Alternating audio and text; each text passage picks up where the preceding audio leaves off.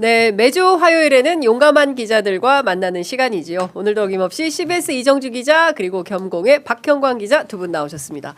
어서 오십시오. 네, 안녕하십니까. 사장님 휴가 가셨나 봐요. 아, 저희 사장님 휴가 갔습니다. 오늘 아침에 보니까 우리 박형광 기자가 뉴스 브리핑하고 계시더라고요. 힘들어 죽겠습니다. 그러니 그거를 매일 하는 그 사장님 얼마나 힘드시겠습니까? 아, 진짜 힘들 것 같아요. 그 사실 아침 방송 준비하는 게 쉽지가 않아요. 김현정 앵커? 네, 네. CBS 김현정 앵커 17년 만에 17년. 내려놓는데 그동안 17년을 새벽 3시에 일어났다고. 네. 네. 근데 선배도 거의 뭐 아니요, 철인이시잖아요. 완전 3시에는 안 일어나요. 3시에는 취침 중입니다. 저 5시에 일어납니다. 근데 선배가 네. 막 11시, 12시에도 취재하고 맞아요. 5시에 일어나는 거거든요. 아이고 기자들 다 그렇게 살지 않아요? 네. 저만 그런 건 아닌데. 저는 우리 뭐 질문하는 기자도 함구하겠습니다. 저는 저녁 늦게 끝나긴 하는데. 네, 저녁 늦게 끝나죠. 아이 네. 그 부지런한 기자들이 특종을 많이 합니다. 네. 네. 그 제가 아는 기자 중에 가장 부지런한 두 분입니다. 누가요? 여기 있는 두 분. 그래요? 아, 네. 저는 왜? 박형광이겠지. 아, 저는 아니에요. 저는 게을러서 안 되고. 자, 우리 용감하고 부지런한 기자들을 위해서 광고 좀 소개하도록 하겠습니다. 아, 네. 자, 첫 번째 소개할 광고는 최근 노트북 가격이 오른 거 여러분들 다들 느끼셨을 텐데요. 자, 그런 분들을 위해서 저희가 삼성 노트북 소개하도록 하겠습니다. 최강 11세대 코어 i7 CPU 탑재해서 뛰어난 성능을 자랑합니다. 또한 엔비디아 지포스 외장 그리고 MX450을 탑재해서 고화질 영상 작업이나 고사양 게임에도 데스크탑에서 하는 것처럼 부드럽게 하실 수 있다고 합니다. 윈도우 11은 기본으로 장착되어 있고요. 오. 램이 32기가 그리고 대용량 SSD 1TB까지 장착한 노트북입니다. 디램가 폭등으로 곧 가격이 더 오른다고 하는데요. 지금 코어 i7 테라급 노트북을 79만 원이야. 오. 아, 근데 와, 나 스펙이 이거 너무 사고 싶다. 좋은데요? 좋아요. 나 진짜 이거 사고 싶다. 아니, 저도 들었는데 스펙이 너무 좋아서 네. 이거 사야 돼? 79만 원이면 그 거저죠, 사실은. 거저다 그렇죠, 거저. 그렇죠. 이 돈이면. 예, 거저다 거저. 아, 사기 예. 아니에요? 이거 사기급으로 싸다 이거 가만있어 이 봐, 말입니다. 사람, 야, 그러니까 이 큰일 납니다. 제가 예. 이거 사기급으로 싸다 이 말입니다. 백도 있는 거 아닙니까? 백도. 자, 79만 원에 여러분들께 구매하실 수 있는 절호의 찬스를 드리도록 하겠습니다. 에이리퍼 안심 서비스 15개월 무상 보증까지 가능하거든요. 지금 유튜브 더보기를 클릭하셔서 빠르게 구매하시면 되겠습니다. 야, 이거 79만 원 이걸로 그냥 사면은 어, 특히 이제 신학기 되니까요. 우리 이제 저 대학 그쵸, 입학하는 그쵸. 네, 조카나 또는 아이들에게 선물하셔도 너무 좋을 것 같아요. 이게 요새 대학생들은 노트북을 다 갖고 다니더라고요. 맞아요. 노트북, 패드, 요새는 아니고 요새 아니야? 저 때부터도 그 장선민이 싸요, 봤을 때 옛날 사람. 무조건 있어야 됩니다. 우리 때는 그 컴퓨터를 소수만 쓸 수 있었어요. 예. 그리고 이제 93년도에 처음 가니까 286 컴퓨터 주더라고. 찍찍 소리가. 와, 여러분 기억하십니까? 이거 네모난 아, 그런 게 있었나요? 플로피 디스크. 플로피 디스크 네모난 네. 거 막 2D. 2D 이런 거. 예. 아, 기억이 없어요? 아, 우리 그때 이정주 아마 기자- 태어났을 태어났을 때인가? 아, 자, 이정주 기자가 이렇게 반가울 때가 따로 있네요. 저는 사용해 초등학교라 사용했습니다. 다른 게임한다고. 자, 두 번째 우리 박형광 맞춤형 광고 글루타셀 가겠습니다. 자, 이번에 소개할 제품은 자극받은 피부에 촉촉하게 사용하실 수 있는 글루타셀 스프레이 소개하겠습니다. 글루타셀은 가려움과 피부 진정에 특화된 제품입니다. 특히 겨울철 건조하죠. 피부가 예민해지고 가려워하시는 분들이 꽤 많습니다. 이런 분들 긁지 마시고 바로 글루타셀을 뿌려보시기 바랍니다. 글루타셀은 피부 진정에 특화된 순한 화장품 성분이기 때문에 아이들뿐만 아니라 여기저기 가려워하시는 아버님, 어머님 그리고 약을 사용하시기 곤란한 임산부들까지도 안심하시고 수시로 사용하실 수 있으십니다. 과학적으로 개발된 글루타셀은 전국에 있는 글루타셀 취급 약국이나 인터넷에서 구입하실 수 있고요. 다음 달 1월 말일까지 겨울철 할인 이벤트가 있다고 합니다. 이거 2월까지 해주셔야 되는데 1월 말까지만 1월 겨울철 말까지만 할인 얼마 안 이벤트가 남았네요. 있다고 합니다. 자, 오래 긁어온 경우 그리고 특히 글루타셀을 자주 사용해야 된다는 걸 알긴 아는데 가격이 살짝 부담스러우셔가지고 못 사시는 분들 있거든요. 이런 분들을 위해서 대용량 구입을 그동안 망설여 오신 분들에게 좋은 기회가 될 거라서 요때 할인하실 때 사시면 되겠습니다. 지금 긁고 계시다면 긁지 마시고 바로 글루타셀을 뿌려보시기 바랍니다. 유튜브 더보기 및 고정 댓글 링크를 클릭하시거나 검색창에서 글루타셀 이렇게 검색해 주시면 되겠습니다. 아, 너무 좋습니다. 자, 이거 말이 좋죠. 필요 없는 상품이죠. 말이 필요 저희가 없죠. 믿고 미는 그런 상품 되겠습니다. 여러분들 글루타셀 근데 진짜 건조할 때 뿌리면 큰 도움이 되는 것 같습니다. 자, 청와대 시대가 열렸습니다. 무려 3년 좋습니다. 7개월 만에 청와대 문이 다시 열렸는데요. 어제 가보니까 근데 저는 좋던데요? 난 좀 살짝 춥더라고요. 좀 춥다. 좀 아. 춥더라고요. 춘추관. 네, 춘추관이 옛날 춘추관 거기로 갔어요. 옛날 건물이라고. 오래됐죠. 네, 옛날 건물이라서 그런지 이제 일단은 작은 소 브리핑 룸이 문 열면 바로 있어요. 맞아요. 그래가지고 살짝 춥다. 어떠세요, 박형광 기자? 쭉 저는- 둘러보시니까. 저는 춘추관이 너무 마음에 들었어요. 그러니까 일단 그 운치가 좀 있고, 그리고 그 춘추관 자체가 뭔가 이렇게 타운홀처럼 돼 있잖아요. 맞아요. 예. 그렇게. 그래서 그런 구조가 되게 마음에 들더라고요. 네. 그리고 가면은 또 신문고가 또 있어요. 맞아요. 춘추관 2층에 신문고가 배치돼 있는데 그걸 보면서 이게 좀 상징적이다. 네. 춘추관에 신문고가 있는 그렇습니다. 것은. 예. 그래서 그걸 보면서 또 더 잘해야겠다라는 예. 생각도 좀 들고. 박형광 기자 올라가서 북 한번 치나요? 되게 신문고가 쫓겨날 것 울리니- 같은데. 신문고가 울리는 순간 결혼합니다. 결혼합니다. 아니 근데 어제 MBC 기자 리포트하는 거 보니까 그 신문관에 불이 들어오더만요. 야간에는 그 안에 불이 있나 봐요. 그래서 신문고 안에 불빛이 살짝 있는 어스름한 저녁에 리포트를 하는데 저기 신문고 안에 불이 들어오는구나 저녁에. 저 그거 어제 처음 알았습니다. 역시 저녁까지 근무하셨던. 아니요, TV를 봤어요. TV 뉴스를 본 겁니다. 다시 청와대로 갔습니다. 얼마 쓴 거죠? 1,000억 썼습니까? 그렇죠. 그러니까 그 원래 청와대 옮길 때 용산 옮길 때 497억 쓴다고 네. 윤석열이 직접 나와가지고 그때 대선 끝나고 3월 10일 거의 4일 만에 네. 그 바로 그 얘기했었거든요. 네. 근데 결과적으로는 그 조단위 얘기도 나오고, 지금 470, 500억 뭐 이 정도 수준이 아니라 윤석열 정부 중간에 영빈관 설치 안 하고도 한 800억 썼었어요. 그리고 이제 윤석열 정권은 예를 들면 본인들이 국방부로 들어가면서 합참이 연쇄 이동하잖아요. 남태령으로 이동하고 그 나머지 6개 다 쪼개서 네. 그거는 자기 비용으로 안 세더라고요. 왜냐면 그건 어차피 옮길 거 아니었냐. 근데 그게 왜 옮길 겁니까? 그러니까요. 예. 지금 사실 쓸데없는 걸 한 거예요. 네. 예, 옮기지도 않아도 되는데 옮겨가지고 큰 예산 낭비를 만든 대표적인 아마 역사에 기록될 대표적인 예산 낭비 사례가 되지 않을까 싶은데 또 이 청와대 가 보니까 취재 환경이 용산에 있을 때는 모두가 한 건물에 있으니까 뭐 카페에서도 강훈식 실장 만나고 막 이제 이런 게 가능한데 오며 가며 조금씩 만나고 뭐 잠깐 우리가 스몰톡을 할 수 있는 기회가 있었는데 지금은 아예 원천 단절돼 불가예요. 있죠. 예, 네. 그래서 보니까 한참 가야 한참 여민관이 춘추관 너무 멀어요. 예, 춘추관에서 여민관까지 한참 가야 될 것 같고 그래서 취재 환경 기자들이 조금 어려워질 것 같아요. 그러니까요. 이게 근데 뭐 사실 뭐 같은 건물에 있다고 하더라도 뭐 크게 많이 만나기는 힘들어요, 사실은. 예, 그래도 오며 가며 조금씩 스몰톡하는 게 있었는데 지금은 아예 떨어져 있으니까 아예 독채로 돼 있거든요, 춘추관이.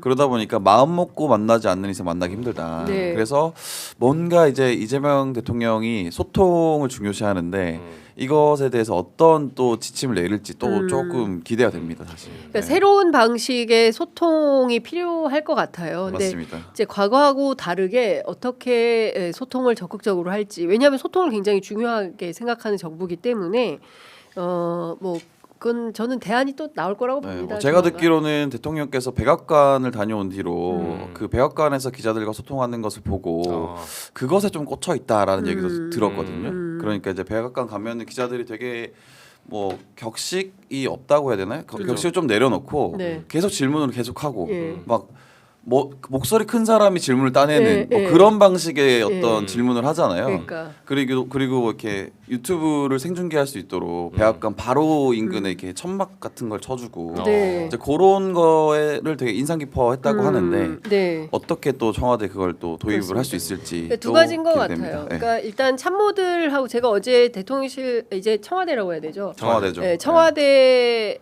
이제 취재를 했더니 그 장소만 변경되고 참모들하고 일하는 방식은 특별히 달라진 건 없다. 그러니까 그 저 미국의 웨스트윙 어제 제가 웨스팅하우스라고 계속 그랬다고 그러는데 웨스트 윙 예,처럼 이렇게 자유롭게 뭐 1분 거리에서 삼실장하고 만나는 그렇죠. 지금도 그렇다. 용산 아직 대통령 용산에 근무 중이신 걸로 알고 있는데 그 방식은 그대로다. 그러니까 장소만 이렇게 옮긴 거지 큰 차이는 없다. 이제 이렇게 청와대에서는 설명을 해주고 계신데요.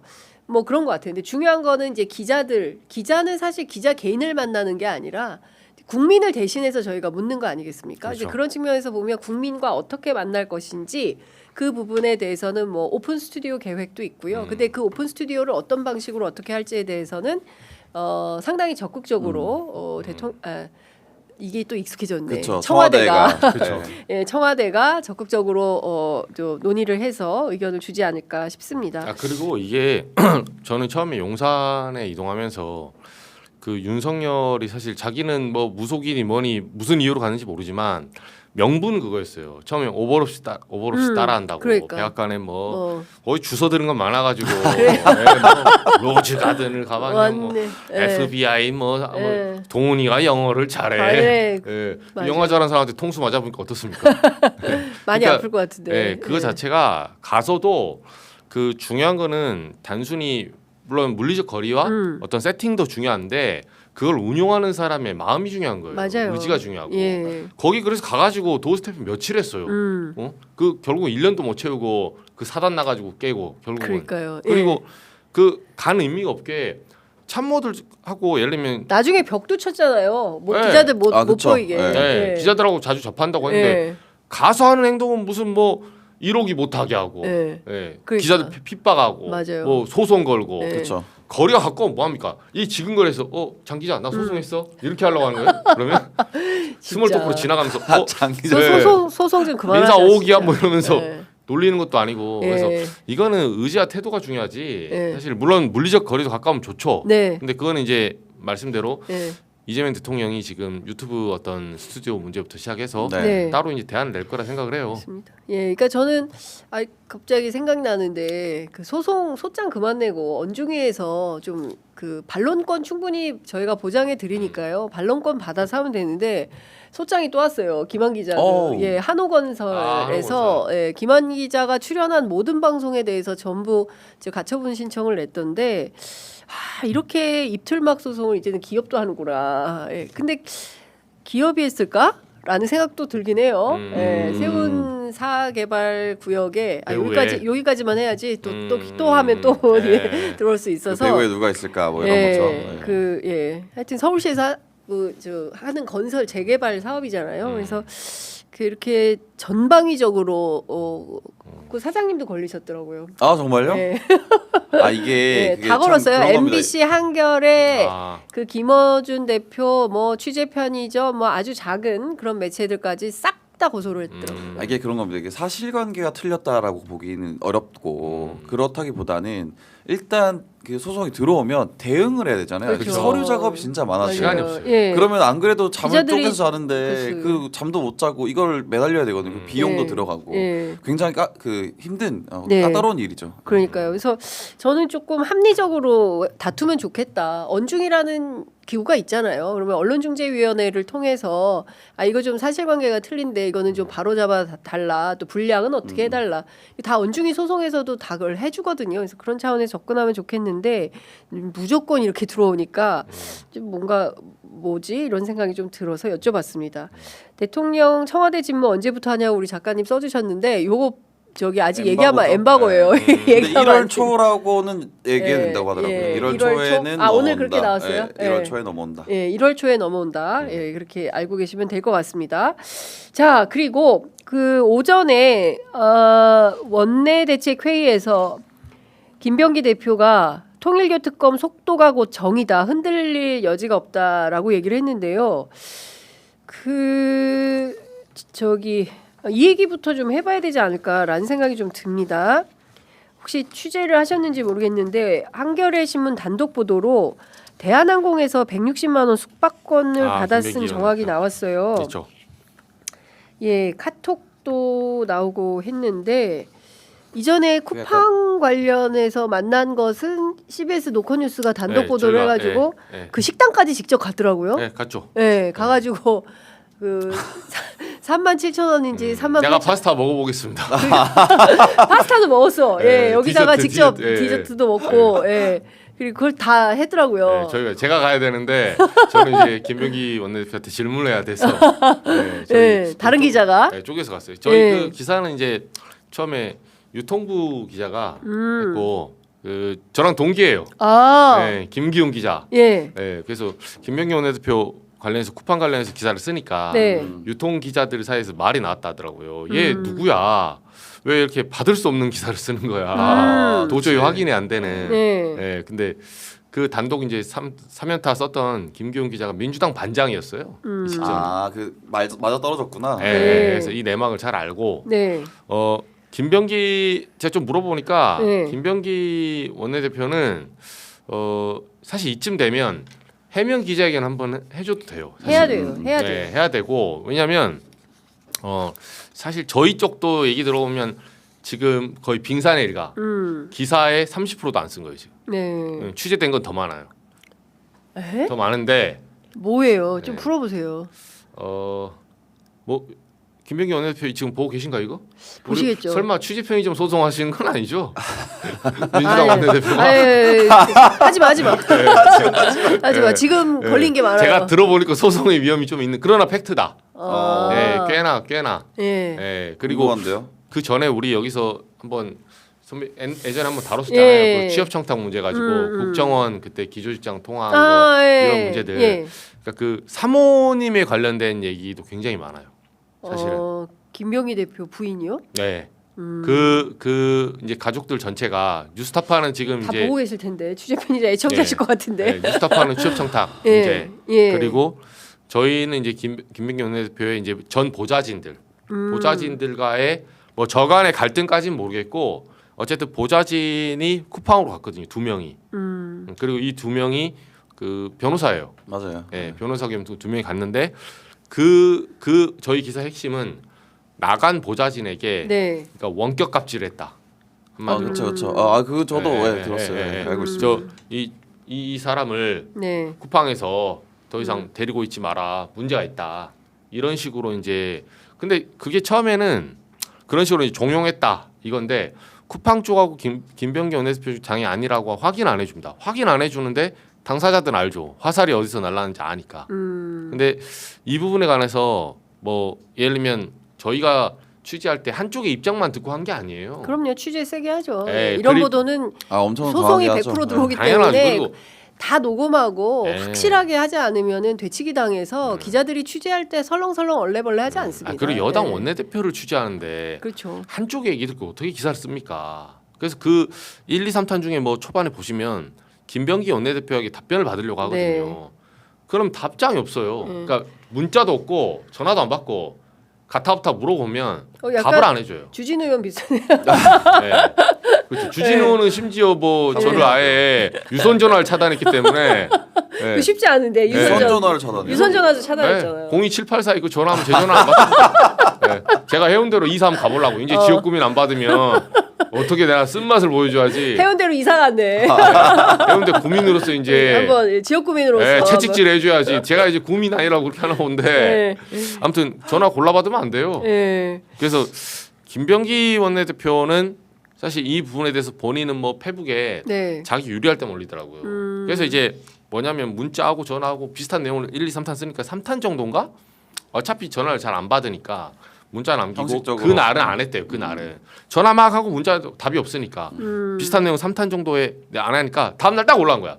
뭐 기자가 전화 한 통 없이 기사를 씁니까? 맞아요. 앞에 앞단에 2개에 대해서는 전혀 말이 없어. 그러니까 만약에 그 기사가 첫 기사라면 김병기 원내대표 말이 맞죠. 네. 첫 기사라면. 네. 근데 앞단에 두 개는 아예 답이 없어요. 연타로 계속 나가고 있는데 그래서 3탄했을 때는 그 저희 기자가 어차피 답이 계속 없으니까 무대응이니까 네, 네. 그리고 이어지는 내용이 그냥 쓴 거예요. 근데 그걸 콕 집어가지고 근데 그 다음에 또 연락하면 또 안 받아요. 그러니까 이거는 이제 저희한테 뭐 네. 연락이 없어서 나는 해명할 자리가 필요하다 그러면 시원하게 기자회견을 기자회견 한번 하면 여시고 단독 매치를 한번 하시면 돼요. 네. 지금 한겨레에서 보도한 것은 대한항공에서 160만 원에 해당하는 숙박권을 받았다라는 것이고요. 관련해서 김병기 원내대표가 한겨레에 해명한 내용을 종합하면 일자 미상 특정 상임위의 여야 다른 의원실처럼 의원실로 대한항공 숙박권이 보좌 직원에게 전달이 되어서 보좌진과 함께 사용했던 것으로 기억을 하는데 구체적인 취득 경위는 모른다. 이렇게 밝혔습니다. 저는 이게 조금 아쉽더라고요. 이게 답변 자체가. 그러니까 이거 나만 하는 거 아니야. 그치 그 얘기를 한 거죠. 우리 다른 국회 여기 다 하고 여야 있어. 다른 의원실처럼. 그죠. 다 네. 하고 있잖아. 왜 나한테만 그래? 이 얘기를 하고 있는 거거든요. 그쵸. 그러면은 지금 김병기 원내대표가 국회 국토위고요. 그다음에 정무위에서 활동을 했거든요. 그러면 국토위하고 정무위 전수조사를 해야 됩니다. 예, 다른 의원실 날짜 미상 특정 상임위의 여야 다른 의원실처럼 의원실로 대한항공 숙박권이 보좌 직원에게 전달이 되었고 보좌진과 함께 사용했던 것으로 기억한다라는 거예요. 문장을 끊어서 분석을 해보면 자 그럼 특정 상임위 어디입니까? 국토위, 정무위 두 군데죠. 여야 다른 의원실처럼 그러니까 여기에 해당되는 의원들 싹 다 전수조사를 해서 대한항공으로부터 돈 받은 의원실 어딘지 그리고 누가 썼는지 이거 확인해야 되는 거 아닙니까? 그러니까 이게 다른 말로 하면 쿠팡 사건이랑 똑같은 겁니다. 그러니까 대한항공에서 로비를 하고 대한항공에서 어떤 문제점이 있을 때 눈 감아줄게. 국감에서 너네 사장 안 부를게. 이런 거거든요. 사실 주고받는 거란 말이죠.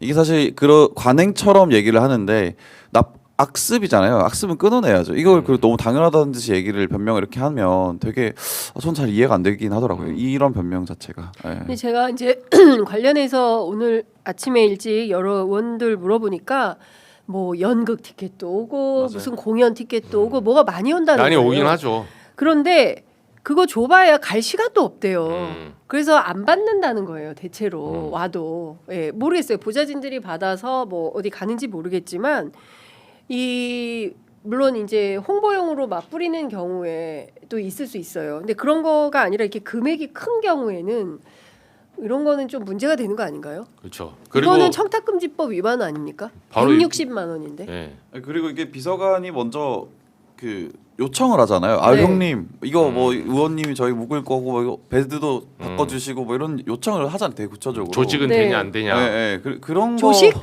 조식 얘기 나오잖아요. 조식 얘기가 있어요. 예. 아무튼 뭐 그런 거를 봤을 때 사실 뭐 이거를 몰랐다라고 하기는 좀 어렵죠. 왜냐면은 의원님 뭐 이만큼 된답니다 하면 네. 의원이 뭐 이거 바꿔 뭐 했을 거 아니에요. 구체적인 지시를 했으니까 또 비서관이 다시 또 얘기를 했을 거 아니에요. 그런 거고 사실 뭐 김병기 원내대표 입장에서는 좀 억울한 면이 있을 수도 있어요. 왜냐면 이게 사실은 어떻게 보면은 그 기자들이 기사를 보면 알잖아요. 어떻게 제보를 받았고 그쵸. 누구한테 제보를 받았다라는 걸 알 수 있잖아요. 네. 그러니까 김병기 원내대표랑 같이 일을 하던 가까이서 일을 하던 그쵸. 참모가 네. 나가서 뭔가 앙심을 품고 혹은 기분이 나빠서 네. 김병기 원내대표의 치부를 들춰내는 그런 거거든요. 지금 그 전쟁을 하고 있는 거예요. 그 전쟁을 하고 있는 겁니까? 그러니까 김병기 원내대표 입장에서는 억울할 그러면 수는 이게 있어요. 쿠팡까지 다 연결된 거라고. 다 연결된 다 거죠. 연결돼 아. 있는 거죠. 사실. 네. 예. 근데 이 그 보좌 직원이 이제 쓴 걸로 추정되는 네. 뭐 익명의 글도 올라오고 했었는데 네. 대나무숲 이런 데 보면 음. 근데 이 문제는 결국은 드러난 이상에는 네. 김병기 의원이 직접 해명하고 처리할 필요가 있고 네. 저는 여기서 안 끝난다 봐요 이제는. 그렇죠. 왜냐하면 그 이 사안은 사안대로 정리를 하되 정치적으로 조금 뭐 조언을 드리자면 본인이 그래서 내부 사람을 관리를 잘해야 되는 거예요. 그렇죠. 그게 뭐든 간에 제가 뭐 예를 들면 같은 같은 그런 걸 하고 나서 뭐 범죄 공동체로 숨겨라 이 말이 아니라 사람이 살다 보면 왜냐하면 업무상 모든 걸 100% 법에 맞게 딱딱 처리할 수 없는 경우도 있거든요. 크든 작든. 네. 아니, 큰 거면 당연히 그거는 드러나든 안 드러나든 처벌을 받아야 되는 게 맞고. 근데 이런 경우는 어떻게 보면 김병기 의원의 말이 맞다면 다른 의원실도 전수조사하면 나온다는 거거든요. 네. 근데 다른 의원실은 문제가 안 되고 있잖아요 지금. 물론 밝혀야 되는 건 맞지만 이게 구체적인 제보가 있어야 지금 파고 들어갈 수 있거든요. 그러니까 본인이 정치력을 미리 발휘해서 네. 사람 관리를 좀 잘했어야 돼요. 저도 근데 여기서 안 끝난다고 봅니다. 왜냐면 네. 이거 제보한 사람들이 지켜보고 있어요. 네. 어떻게 무슨 하는지. 얘기하는지. 네. 너 어디 한번 거짓말 한번 해봐. 그럼 내가 이거 있어. 네. 이게 반복되거든요, 사실은. 네. 아까 보니까 우리 또 뉴욕에 계신 노미님께서 슈퍼챗을 쏴주셨어요. 이 기자님 단독 풀어주세요. 예, 지금 어떻게 됐습니까? 예, 아이고 노미님께서 오랜만에 또 저희가 100달러나 100불이나 쏴주셨습니다. 100달러면 이거 소송을 감수하고 이제 그러나 우리 취재 편의점이 조금 힘들기 때문에 네, 100불로 안 돼요. 네. 네, 여하튼 지금 이런 문제들에 대해서는 저는 좀 달라야 된다고 생각합니다. 네, 그 국민의힘보다 많은 국민들이 민주당을 지지하고 응원하고 특히 저희 취재 편의점 애청자분들 같은 경우에는 민주당 지지하시는 분들이 굉장히 많이 있어요. 당원도 많고. 자, 그런 분들이 믿고 지지할 수 있도록 정치가 더욱더 청렴해지고 깨끗해져야 된다. 이런 의혹들이 있으면 좀 그렇잖아요. 예. 많은 분들이 후원금도 정치인들에게 많이 내고 그렇지 않습니까? 그 정당에 가입해서 활동하고 있는데 이런 뉴스들이 전해지면 씁쓸하죠. 그래서 국민의힘과는 조금 다른 도덕적인 청렴성 이런 것들을 많이 요구하고 있기 때문에 민주당은 좀 성찰적 차원에서 이 문제를 뭐가 문제야? 다른 의원실도 다 받았는데 왜 나한테만 그래? 이게 아니라 적극적으로 이런 문제들을 좀 살펴보고 대책을 좀 세워야 되는 거 아니냐. 그냥 뭉개는 게 대안이 아니다라는 생각이 좀 드는 겁니다. 지난번에 문진석 원내 수석 부대표의 경우에도 그냥 넘어간 거 아닙니까? 그렇죠. 훈시경으로 누구죠? 저기 우리 김남국 비서관은 사표를 냈잖아요. 예. 근데 이제 문진석 수석은 그냥 가는 거 아닙니까? 이제 이런 방식으로 일처리를 하면 이게 켜켜이 쌓였을 때 그 후에 많은 지지자분들이 어떤 선택을 하게 될까요? 저는 더불어민주당이 이 점을 유념해서 봐야 된다라고 생각합니다. 자, 앞서 제가 말씀드린 대로 통일교 특검 좀 여쭤보도록 하겠습니다. 지난주 갤럽 여론조사에서 통일교 특검 필요하다 62%가 나왔어요. 결국엔 이 여론이 통일교 특검 쪽으로 민주당을 이끌었다. 이렇게 봐야 되겠습니까? 박형원 안 그래도 기자님. 저도 물어보니까 네. 이게 실제로 지지자분들이 문자를 엄청 보낸대요. 이거 받으라고. 네. 그리고 이게 그렇게 된 이유를 좀 보면은 어쨌든 통일교에서 국민의힘 중진 의원이 거론이 됐잖아요. 네. 그러다 보니까 야 이거 받아서 해라라고 했고 실제로 지도부에서 좀 이걸 살펴봤나 봐요. 네. 그러다 보니까 계산기를 두드려 봤을 때도 민주당에게 나쁠 거 없다. 왜냐하면 임종성 전 의원 같은 경우에는 이제 현역이 아니고 네. 그리고 개인의 일탈으로 볼 수 있는 부분이 굉장히 많고 그리고 전재수 전 장관 같은 경우에는 이게 개인이 돌파할 수 있는 정도의 어떤 연관성이라고 하더라고요. 네. 그렇게 파악하고 있다. 그렇기 때문에 민주당이 사실 손해볼 건 없는 것 같다. 그리고 더 민주당 의원의 이름이 나오는 것도 아니고 네. 그렇다면 한번 해보자. 국민의힘 너네 자신 있어? 이런 어떤 느낌인 거죠 사실. 그렇군요.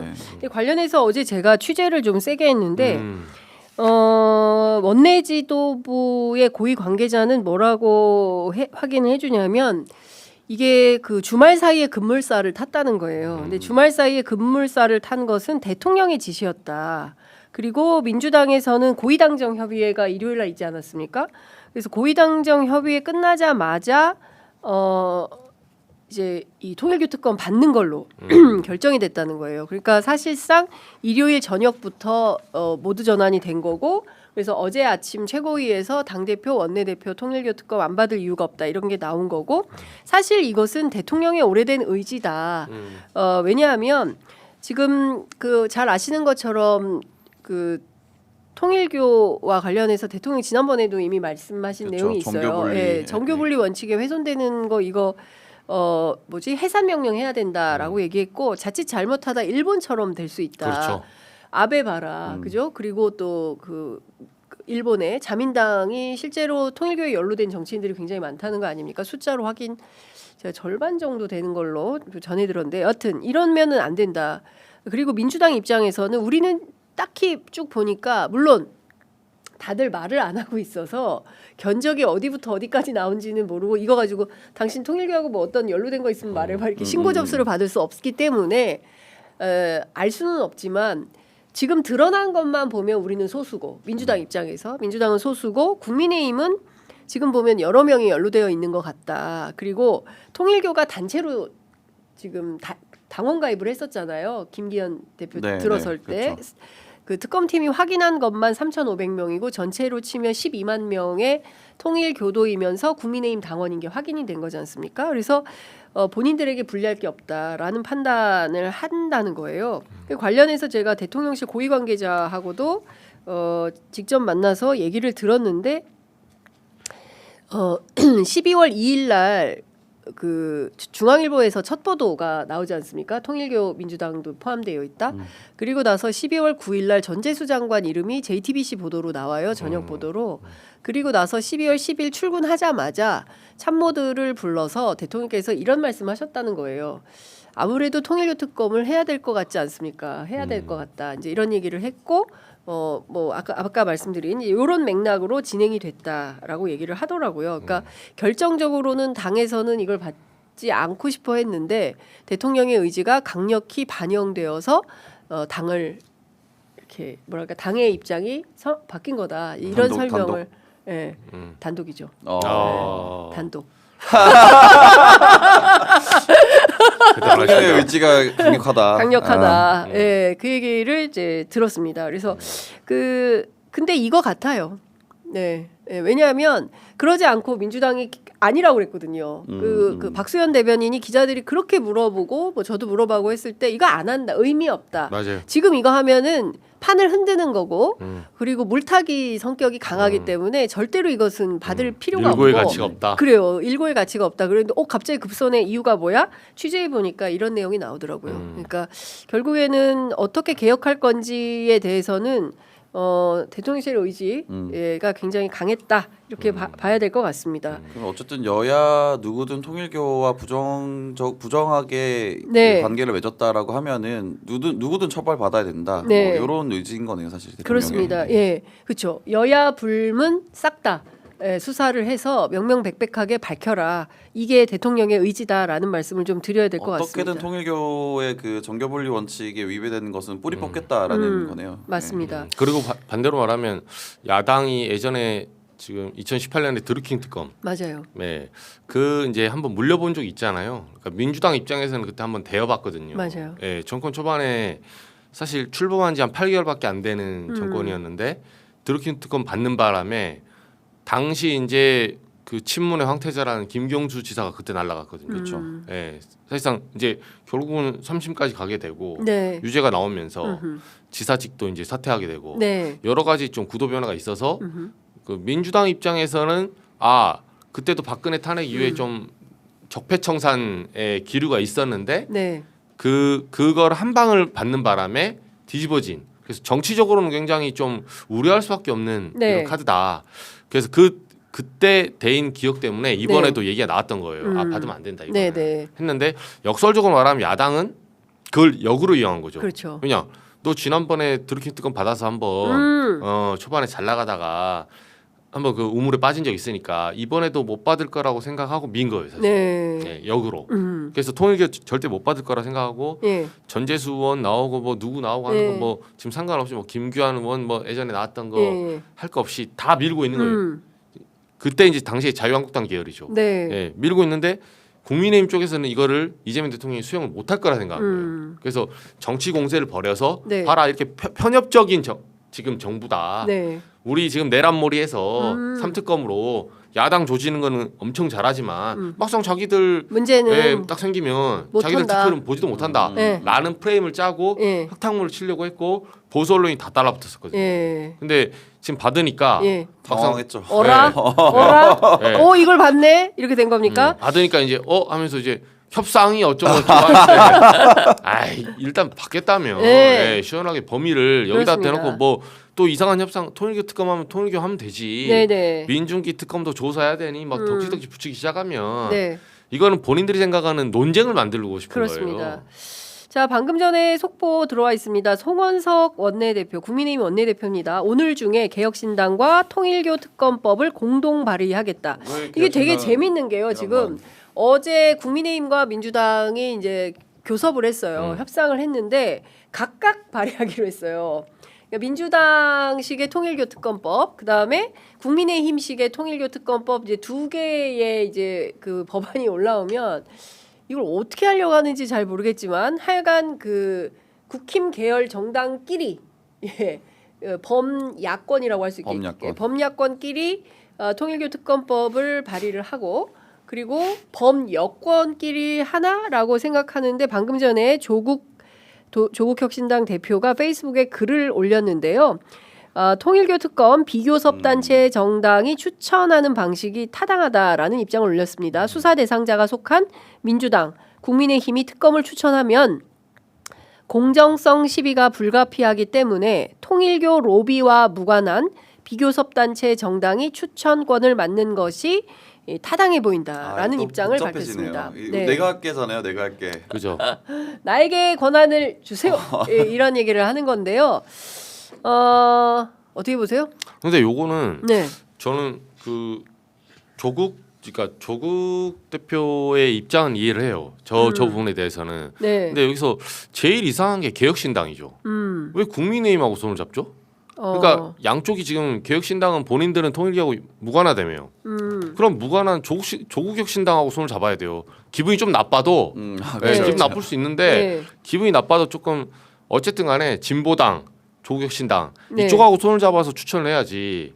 그리고 냉정히 말하면 개혁신당은 그 제 4당이 아닙니다. 5당이 5당 순서로 보면. 그렇죠. 그러니까 오히려 진보당이 있으니까. 조국혁신당은 진보당이 먼저 해야 되고 개혁신당은 5번째 빠져 있어야 돼요. 네, 빠져. 아니 비례의 원칙상 자신의 지분대로 참여를 하는 거지 왜 이렇게 굳이 국민의힘 혹시 나중에 선거 같이 치르고 싶은가 하는 물음이 나오죠. 개혁신당은 지방선거 때 선거연대 하려고 하는 거 아닌가? 그거 아니면 순서대로 다른 정당하고 합의를 하셔야 돼요. 그 당은 내 당이니까. 원래 내 당이었어. 내 거야? 네, 원래 내 거였으니까. 내지는 따로 또 같이 합당을 염두한 거 아닌가? 이렇게 말하면 절대 아니라 그러고, 그러니까 아니니까 조국 대표를 만나세요. 아니면 어제 제가 그 취재해 보니까 국민의힘에서는 그 장동혁 대표가 오늘 그 20시간 넘게 이 필리버스터. 신화를 하나 또 만들었잖아요. 그러니까 요걸로 이제 친정 체제를 확실히 구축을 하고 그렇죠. 한동훈 대표에 대해서는 자르지 않고 김종혁 그 최고위원 징계로 마무리하고 그 다음에 이제 중도로 완전히 전환을 해서 야권 동맹을 만든다고 그러더라고요. 범야권 동맹을 만들어서 지방선거 체제로 돌입한다. 누가 해줘요? 동맹을 누가 혼자 할 수 없잖아요. 누가 해줘야 할 거 아니에요. 개혁신당을 염두에 두고 있는 거 아니에요? 아니 너무 작잖아요. 파이가 거기는. 동맹이 아니라 흡수지. 사실 흡수. 동맹이 아니라 흡수. 그렇죠. 동맹이라는 표현을 썼어요. 그러니까 도시국가랑 같이 이제 연맹을 했다는데 미국하고 도시국가가 같이 하는 걸 아주 규모로 봤을 때는 그러니까 거의 중국하고 싱가포르이 동맹한다 뭐 이런 식의. 그죠. 지금 그 정도 하고 있는데 저는 그 장동혁 대표 체제에서 이게 내기는 좀 다른 것 같아요. 그 얘기는 있더라고요. 범야 동맹을 하려는 건 맞고 중도로 가려는 건 맞다. 그러면 왜 12.3 때 사과를 하지 않았냐? 어차피 2월달에 직위원 재판 1심 나오거든요. 지금 윤석열 내란 재판 관련해서 그때 한다. 그때 한 번에 전환을 하려고 사과를 아끼고 있다고 이제 장동혁 쪽 측근이 얘기를 해주더라고요. 이걸 두 번 세 번 이제 고개 숙이다 보면 그러니까 지금 한동훈이 뭐 개똥 같은 소리 하고 있네 막 인터뷰하면서 치고 들어오잖아요. 그래서 그 부분에 대해서 장동혁 쪽에서 엄청나게 그 분노했다더라고요. 개똥 같은 소리 하고 있다 이런 거 있잖아요. 윤석열. 그러니까 한동훈 전 대표의 메시지는 지금 장동혁 쪽에서는 어떻게 읽고 있냐면 그러니까 범친윤계는 나 좀 살려주라. 지금 이제 그 짓는개가 겁이 많다고 킨텍스에서 뭐 지금 출판 기념회 하고 뭐 바깥에 인터뷰 줄줄이 하고 다니잖아요. 사실 만나서 막 우리는 하나다. 난리 치잖아요. 우리 당이 보배다 막 이거는 하는데 김문수 측근들은 오히려 김문수를 손절했거든요. 예. 저 양반 안 되겠다. 아 김문수 측근들이 김문수 우리는 하나다 하는 순간 예. 김문수를 손절. 예, 오. 오히려 한동훈 쪽에서는 이제 예. 김문수 측근에서 떼내는 효과. 아, 김문수 후보가 혼자가 됐어요 지금. 야. 오히려. 왕따? 예, 제가 이제 혈혈단신. 예, 왕따 문수? 제가 취재를 해보니까 예. 그 당시에 이건 다른 얘기인데 그때 네. 지난주 화요일 날 그러니까, 있었잖아요. 예, 우리. 그 이호회. 예, 이호회. 이호회라고 예. 2016년에 만들어졌다고 하더라고요. 25명이 모여서 당시 당협위원장들. 아 그래서 이호회구나. 그리고 25일 날 만났대요 당시에. 예, 그래서 예. 이호회라 하더라고요. 그거 제가 네. 저는 야 이게 네이밍에 너무 성의가 없구나. 그런 그러면 거 상당히 센 조직이에요. 예, 예, 그러면 예. 근데 네이밍을 이호회를 그렇게 만들 것 같으면 예. 제가 만들었어요. 다음에는 18일 날 만나시라고. 18일 날. 18일 날. 네, 18회로 만들었어요. 그 네이밍을 18회로 하시라고 그러면. 18회로 해야지 18회. 예. 아니 2호회니까. 18회. 그래서 여기 얘기를 들어보면 예. 당시에 예고 없이 예. 이제 한동훈 전 대표가 왔다고 하더라고요. 근데 이제 한동훈 전 그러니까. 대표 쪽은 합의하에 갔다. 맞아요. 뭐 누구 말이 맞는지 모르겠어요. 그러니까. 근데 예. 김문수 전 장관의 이런 돌발 행동 때문에 예. 2호에 참석하지 않았던 김문수 개파 사람들 있잖아요. 예. 이 사람들이 저한테 전화 와서 물어봐요. 어떻게 하면 좋겠냐고. 예, 실제로 실제로 러브샷을 왜 했냐? 제가 어떻게 합니까 그거를? 거기 관악에 저 양지병원 이사장이 예. 김철수 그러니까. 이사장이라고 예. 그 재정위원장 예. 하셨거든요. 그 갈비집 이름이 뭐더라? 황제갈비라고. 황제갈비. 예. 그분 유명하시죠. 한번 예. 가보시죠. 예. 그게 병원 옆에 딱 붙어 있어서 네. 그 김철수 이사장이 인수했다는 설도 있어요. 황제갈비를. 그러니까. 예. 그래서 거기서 이제 나온 말인데 한동훈 측이 아무튼 최근에 살아남으려고 갖은 노력을 하고 있는데 네. 장동혁 쪽하고 친윤계 쪽은 뭐라고 하냐면 딱 하나만 얘기하더라고요. 그러니까 알았어, 알겠으니까 말만 하지 말고 나가. 너 그렇게 세 많다며. 안 나간대요. 예, 그러니까 세력 많고 막 지금 세가시 하잖아요. 네. 알았으니까 나가서 가면 당 만들 수 있겠네. 나가서 만들어. 네, 킨텍스 그 좁아 예를 들면 미어 터지게 네. 많은 분들이 와서 감사하다며. 그 네. 나가서 창당해서 잘 되시라고. 네. 창당 축하남 보내드릴 테니까 나가. 절대 안 나가요. 안 나가죠. 예. 네. 그러니까 이게 지금 아니 근데 그 한동훈계에서는 곧 저 장동혁계가 망한다. 2월에 비대위설을 띄우는데 네. 친장계에서는 말도 안 되는 소리고 한동훈은 살려줄게. 대신에 어제 제가 취재하니까 그 얘기 하더라고요. 김종혁 징계로 끝낼게. 대신 한동훈은 살려주마. 다만 너의 롤은 치어리더야. 응원단장 그 이상은 기대하지 마. 여기까지야. 그리고 그 이상 치고 온다? 그러면 그때는 배는 거야. 그쵸. 이렇게 얘기하더라고요. 그게 제일 좋은 아 전략이죠. 근데 그 사람들은 말이 무서워. 그쵸. 목을 친다. 살벌해. 알기 쉽게, 알기 쉽겠다. 아유, 예. 딱 살벌하게 알아두십시오. 얘기하더라고요. 예. 그래서 장동혁 쪽은 오늘 이 말 하는 거예요. 오늘 필리버스터가 네. 제가 왜 첫 주자로 나갔냐고 이제 물어봤거든요. 취재를 해보니까 처음에는 당 대표가 보통 안 나가잖아요. 그렇죠. 필리버스터에. 맞아요. 그리고 이제 그게 좀 뭐 필버인데 조금 모양새도 그렇고 네. 뭐 대정부 질문도 아니고 사실은. 그래서 이제 봤더니 교수단체 연설도 아닌데 이게 나름 효과를 거뒀어요. 왜냐하면 장동혁 대표가 엄청나게 이번에 효과를 신기록을 세웠어요. 이전에 박수민 의원인가? 네. 그분이 이제 17시간인가? 네. 그 최장 기록 갖고 있었거든요. 그걸 깨가지고 장동혁 대표가 노린 건 뭐냐면 네. 역대 국회에서 가장 많은 필버를 기록한 사람이 장동혁이다. 이게 아니라 오히려 그건 오히려 부수적인 효과예요. 그리고 장동혁 대표는 이걸 통해서 지금 주도권을 갖고 오잖아요. 그렇죠. 그러면 단계 게시판 이런 문제 있잖아요. 네. 장동혁 대표 칼집에 들어가서 마음대로 할 수 있어요. 그렇죠. 벌써 오늘 오전부터 그런 분위기 나오잖아요. 예. 이거 기록을 깨다 보니까 네. 하나의 뉴스가 됐고. 지금 그 국민의힘 TV에 동접이 굉장히 약해요. 네. 잘 안 보거든요. 지금 그런데 7,800명 들어와 있어요. 와, 아까 제가 4,000명까지 봤거든요. 저도 그럴 거야. 아침에 7시 무렵에 4,000명이었는데 지금 국민의힘 TV에 7,800명. 그렇죠. 그러니까 발언 시간이 23시간이 넘어가고 있어요. 네. 그렇죠. 그러니까 지금 그 장동혁 대표의 노림수는 이거예요. 여기에서 흔들리지 않는 대표의 그 지도력. 이걸 딱 보여주고 그렇죠. 그리고 나서 저한테는 연말에 터닝한다 그랬는데 우리 이정주 기자한테는 1심 선거 후 터닝. 내시는 거. 예, 그다음에는 이제 지방선거 채비. 그리고 한동훈은 살려줄게. 김종혁은 징계야. 그리고 네. 대신에 너의 역할은 치어리더야. 여기까지. 아. 그러니까 팁을 주셨으니까 이제 한동훈 전 대표가 답을 주실 때가 됐네. 치어리도 할래 말래. 그러니까 할래 말래. 네, 예, 한동훈 네. 대표 답을 네. 기다리겠습니다. 개똥 같은 소리 하지 말고 그 치어리더 해라 이 소리 하는 거네요. 그렇죠. 예. 자, 우리 김지영님께서 역시 단계의 남자 이정주 기자님 국힘 백과사전. 요즘 기자님 워딩에 빵빵 터집니다. 슈퍼챗을 써주셨어요. 감사합니다. 고맙습니다. 우리 편의점이 예. 잘 되기 위해서 제가 단계 이거 좀 그만 좀 해야 되는데. 저도 사실 단계를 오래 끌고 가면 저도 장사가 돼요. 예.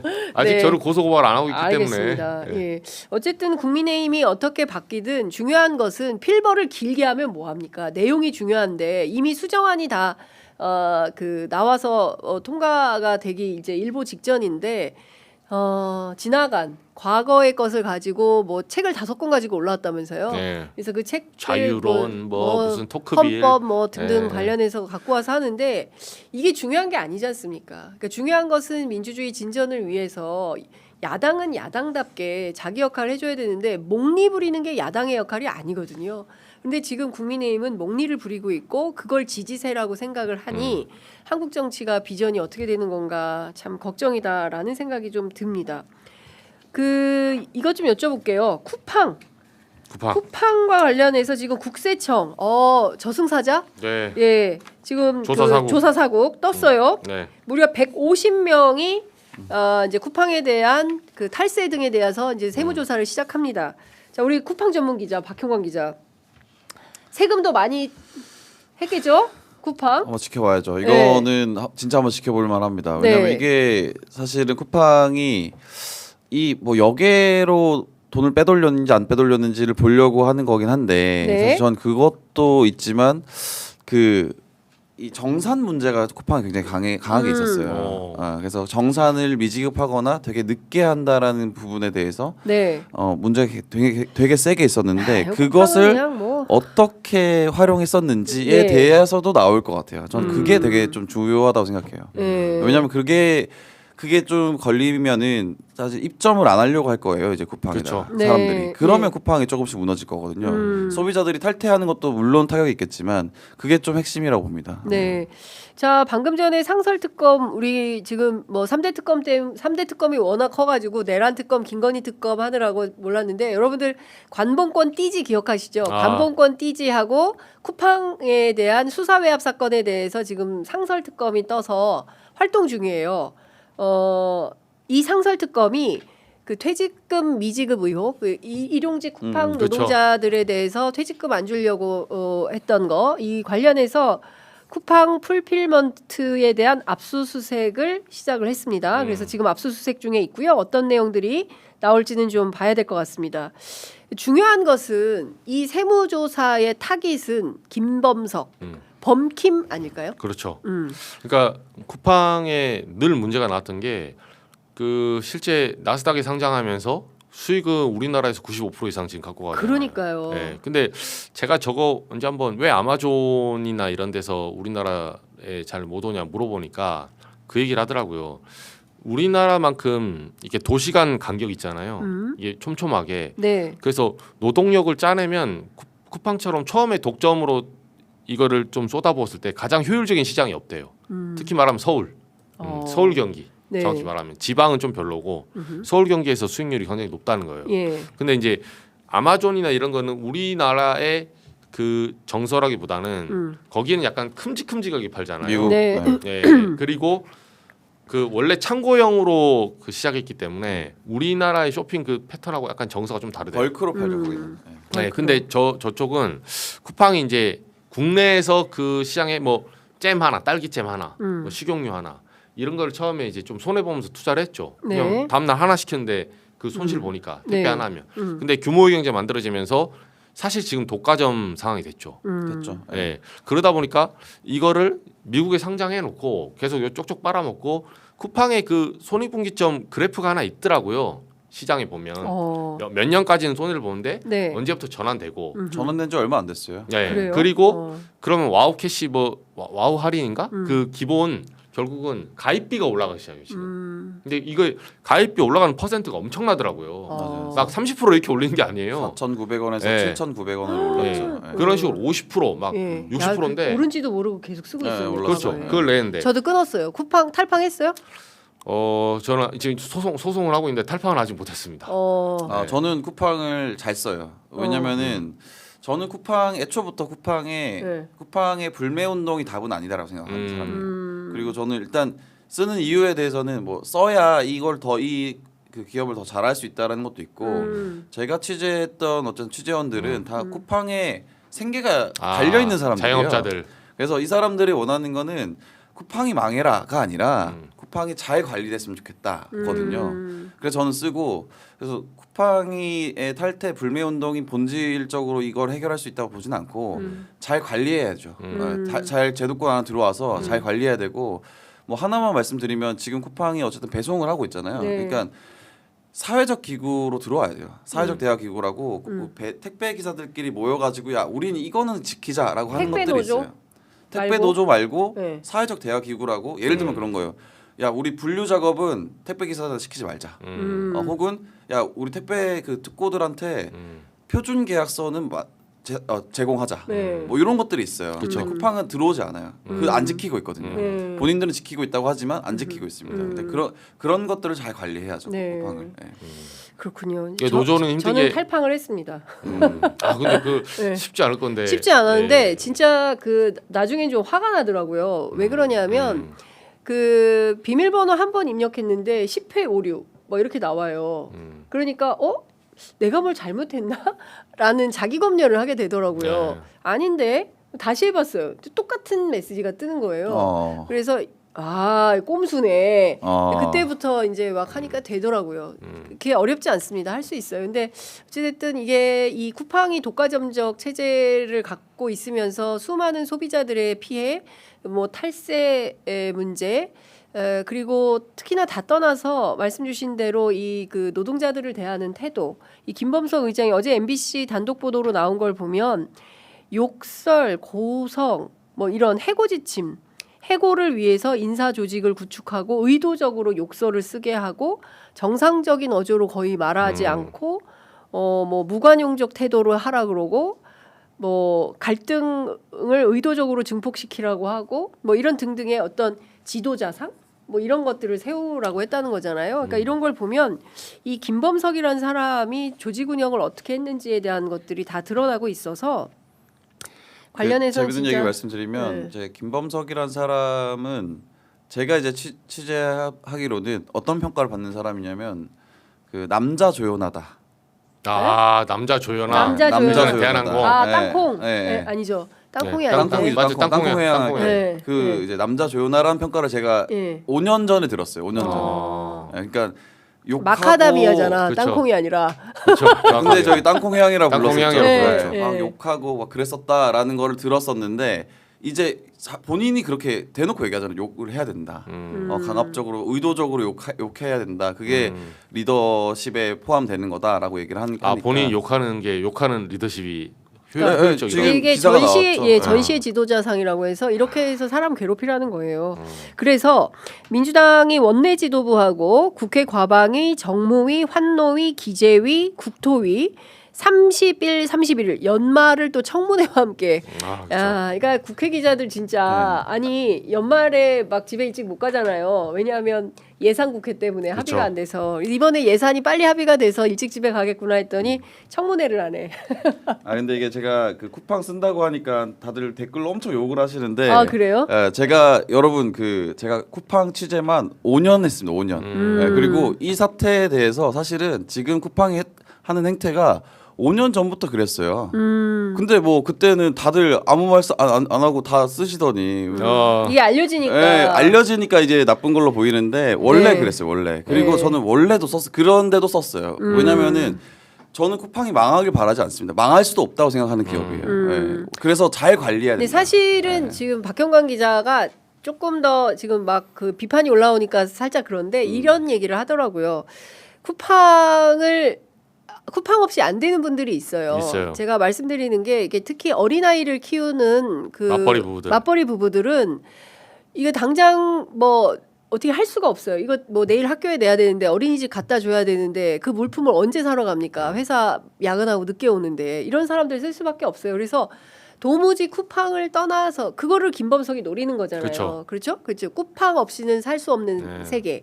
이거를 구축해 놓은 게 바로 대한민국이라는 거고 그렇기 때문에 어떻게든 과징금도 세게 물리고 탈세한 거 있으면 이제 벌금도 세게 물리고 이렇게 해서 김범석이라는 사람과 그 운영 체제와 시스템이 변화하도록 그렇게 만드는 게 중요한 거다. 그렇죠. 그러니까 지금 네. 쓰고 있는 이용자가 문제가 아니라 당장 그거 떠나면 어디로 가지? 그렇다고 해서 지금 퇴근하고 나서 막 뭐 할 수가 없잖아요. 대체제가 없어요. 사실 그렇죠. 막 쿠팡을 대체할 퇴근했는데 수가 동대문 없어요. 시장 가서 뭐 사오고 이럴 수가 없잖아요. 거기 다 문 닫았으니까 이제 이런 어려움을 말씀하시는 거 그렇기 때문에 소비자가 문제가 아니라 이 운영 그렇죠. 시스템과 그렇죠. 김범석의 문제를 해결하는 게 핵심이다. 이제 이걸 강조한 거라고 말씀을 좀 드리고요. 자, 30일, 31일 날 그런 차원에서 국회에서 꼭 밝혀야 되는 쿠팡 관련된 의제들.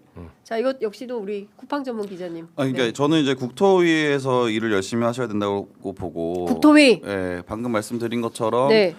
너네 사회적 대화 기구 들어오지 않을 거면은 면허 박탈 해야 된다고 봅니다. 네. 그러니까 쿠팡이 원래는 직고용을 한다고 해서 사회적 대화 기구에 들어오지 않았어요. 본인들은 직고용하기 때문에. 근데 이거를 특고 형태로 바꿨죠. 그러니까 들어와야 되는데 들어오지 않고 있는 부분이 있는 겁니다. 그러니까 너네들 그거 안 하면 면허 박탈이야라는 걸 강력하게 메시지를 줘야 됩니다.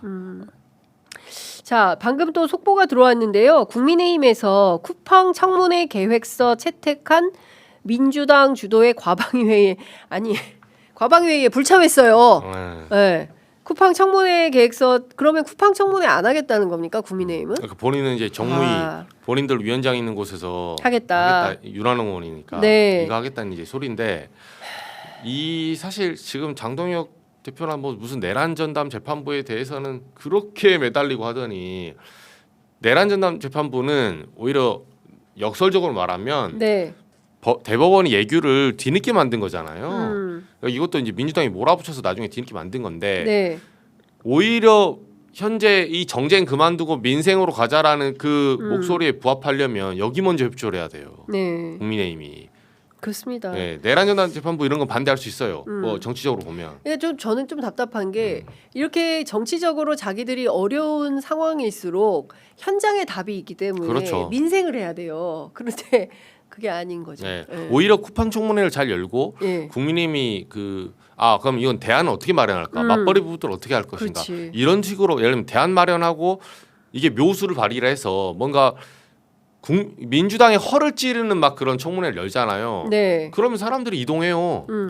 그러면 이게 민주당은 맨날 정치적인 거 너무 이것만 몰아붙인 거 아닌가? 내란도 중요하긴 한데 쿠팡도 챙겨야 되는 거 아니야? 네. 이렇게 사람들이 생각할 수도 있거든요. 네. 근데 정작 생각하는 건 맨날 지금 본인들 뭐 당대표 올라와서 필보 온 거 뭐 얼마나 대단하다고 그 필보 그냥 모든 법안에 다 걸어놓고 사실 당내 싸움에 열중하고 있잖아요. 네네. 그러니까 요 부분은 예. 국민의힘이 지금 살아날 수 있는 몇 안 되는 길 중에 하나예요. 오솔길을 네. 가고 있기 때문에 네. 몇 개의 길 중에 차단하지 말고 본인의 민생의 길을 찾아야 됩니다. 그렇습니다.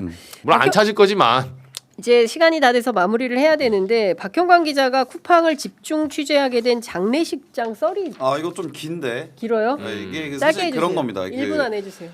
쿠팡 최근에 보도를 보면은 네. 중대재해가 발생했을 때 어떻게 대응하라는 매뉴얼이 있었잖아요. 맞아요. 그거랑 부합하는 일인데 사실 제가 2021년 3월에 안산에서 첫 사망이 났어요. 그때 이제 쿠팡맨 하시던 분이 사망하셔서 갔었는데 이제 노조랑 같이 갔었습니다. 그때 제가 노조원들이랑 섞여가지고 그래서 그 이제 유가족분 아내분을 만나 뵈려고 하니까 아내분이 되게 꺼려하시더라고요. 근데 뒤에 두 분이 계셨어요. 양복을 입은. 그러니까 원래 저는 뭐 친척인 줄 알았는데 알고 보니까 쿠팡 회사에서 본사 걸어. 사람이더라고요.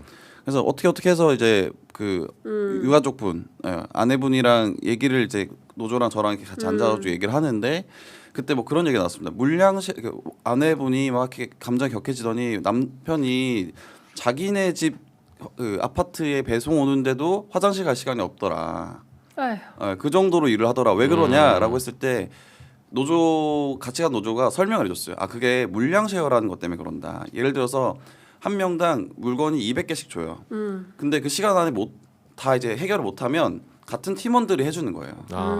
그렇기 때문에 내가 팀원들에게 민폐가 되고 싶지도 않고 그리고 그때 상대 평가를 하기 때문에 팀원들의 평가도 중요하기 때문에 열심히 할 수밖에 없다. 무리하게 네. 할 수밖에 없다라는 설명을 해주니까 뒤에서 그걸 듣고 있던 본사 직원이 와서 대거리를 하더라고요. 어디서 지금 거짓말하냐, 어디서 허위사실 유포하냐, 라면서 장례식장에서 그렇게 큰 소리로 뭐라고 하는 거 보고 제가 되게 충격 먹었어요.